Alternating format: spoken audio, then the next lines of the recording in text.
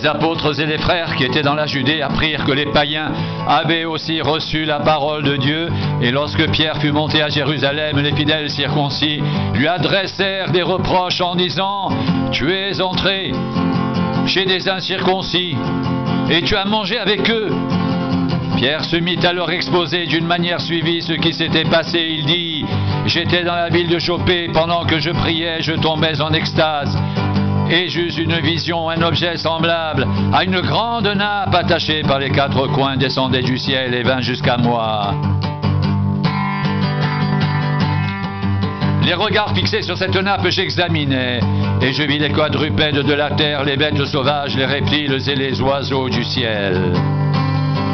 Et j'entendis une voix qui me disait « Lève-toi, Pierre, tue et mange !» Mais je dis « Non, Seigneur, car jamais rien de souillé ni d'impur n'est entré dans ma bouche. » Et pour la seconde fois, la voix se fit entendre du ciel « Ce que Dieu a déclaré pur, ne le regarde pas comme souillé. » Cela arriva jusqu'à 3 fois, puis tout fut retiré dans le ciel. Et voici aussitôt 3 hommes envoyés de Césarée vers moi se présentèrent devant la porte de la maison où j'étais. L'Esprit me dit de partir avec eux sans hésiter. Les 6 hommes que voici m'accompagnèrent et nous entrâmes dans la maison de Corneille. Cet homme nous raconta comment il avait vu dans sa maison l'ange se présentant à lui et disant « Envoie quelqu'un à Jopé et fais venir Simon surnommé Pierre, qui te dira des choses par lesquelles tu seras sauvé, toi et toute ta maison. »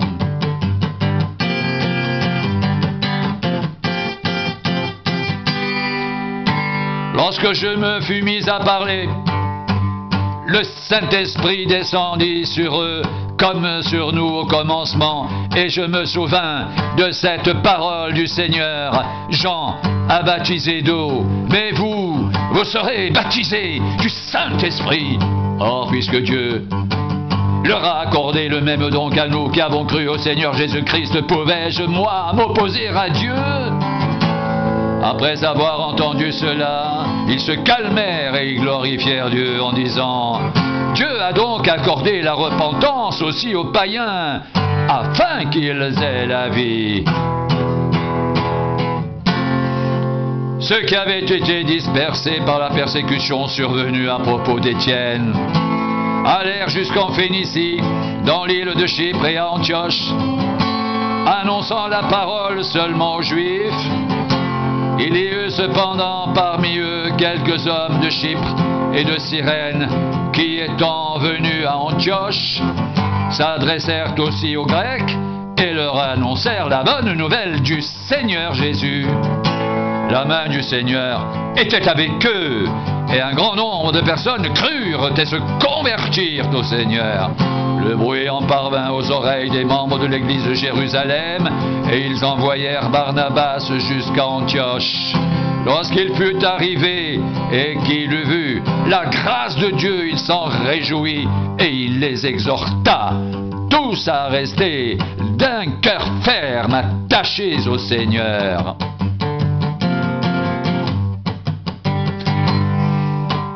Car c'était un homme de bien, plein d'Esprit Saint et de foi, et une foule assez nombreuse se joignit au Seigneur. Barnabas se rendit ensuite à Tarse pour chercher Saul, et l'ayant trouvé, il l'amena à Antioche. Pendant toute une année, ils se réunirent aux assemblées de l'Église, et ils enseignèrent beaucoup de personnes. Ce fut à Antioche que pour la première fois, les disciples furent appelés chrétiens. En ce temps-là, des prophètes descendirent de Jérusalem à Antioche.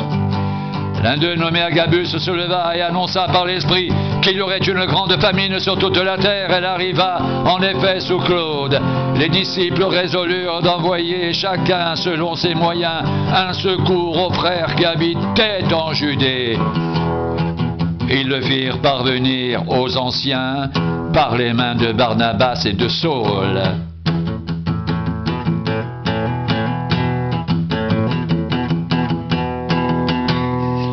Vers le même temps, le roi Hérode se mit à maltraiter quelques membres de l'Église et il fit mourir par l'épée Jacques, frère de Jean. Voyant que cela était agréable aux Juifs, il fit encore arrêter Pierre. C'était pendant les jours des pains sans levain.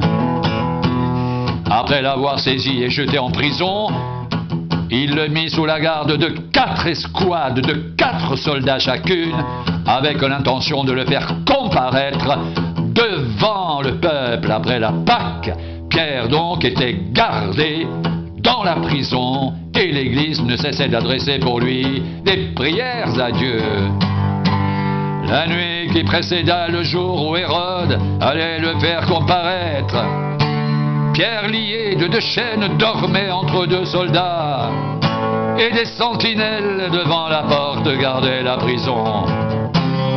Et voici un ange du Seigneur survint et une lumière brilla dans la maison. L'ange réveilla Pierre en le frappant au côté en disant « Lève-toi promptement !» Les chaînes tombèrent de ses mains. Et l'ange lui dit « Mets ta ceinture et tes sandales !» Et il fit ainsi. L'ange lui dit encore « Enveloppe-toi de ton manteau et suis-moi !»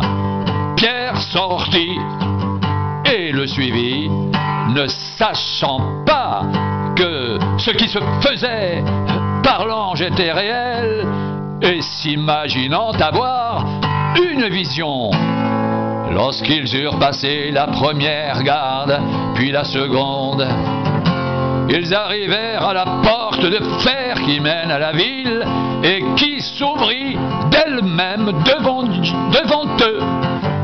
Ils sortirent et s'avancèrent dans une rue. Aussitôt, l'ange quitta Pierre.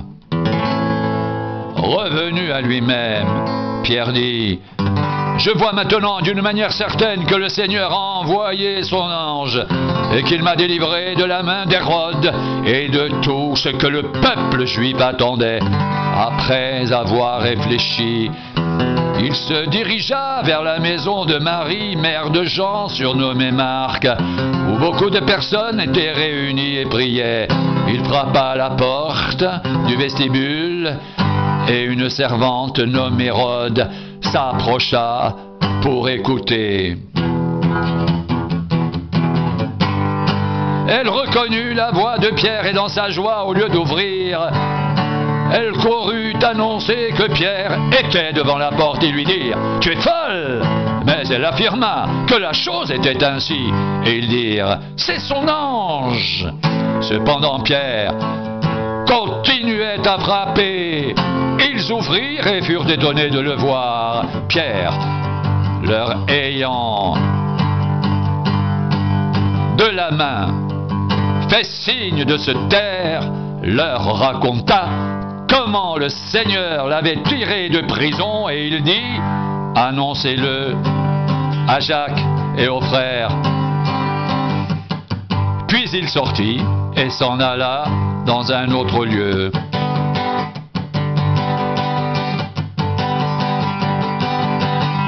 Quand il fit jour, les soldats furent dans une grande agitation pour savoir ce que Pierre était devenu. Hérode s'étant mis à sa recherche et ne l'ayant pas trouvé, interrogea les gardes et donna l'ordre de les mener au supplice. Ensuite, il descendit de la Judée à Césarée pour y séjourner.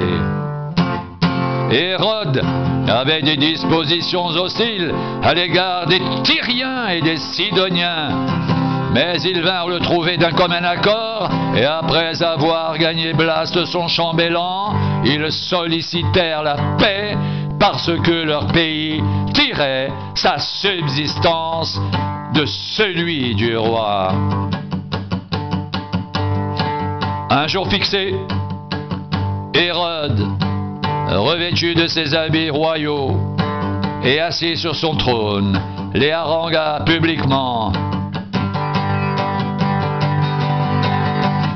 Le peuple s'écria « Voix d'un Dieu et non d'un homme !» Au même instant, un ange du Seigneur le frappa parce qu'il n'avait pas donné gloire à Dieu et il expira rongé des vers. Cependant, la parole de Dieu se répandait de plus en plus et le nombre des disciples augmentait. Barnabas et Saul, après s'être acquittés de leur message, s'en retournèrent de Jérusalem, emmenant avec eux Jean, surnommé Marc.